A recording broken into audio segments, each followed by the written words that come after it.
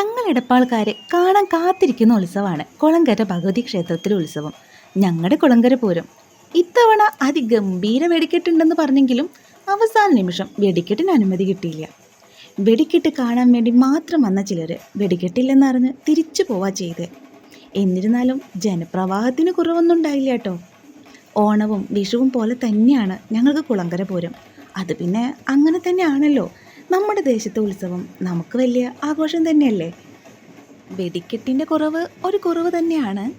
എന്നിരുന്നാലും പല ദേശക്കാർ കൊണ്ടുവന്ന വരവുകൾ ഉത്സവം അങ്ങ് കളറാക്കി. വരവുകളുടെ മത്സര കൊട്ടുകൾ ചെവിക്കല്ല് പൊട്ടിച്ച് എന്ന് തന്നെ പറയാം. എന്നാലും കുഴപ്പമില്ല, ഇനിയൊരു കൊല്ലം കാത്തിരിക്കണ്ടേ അടുത്ത കുളങ്കര പൂരത്തിന്.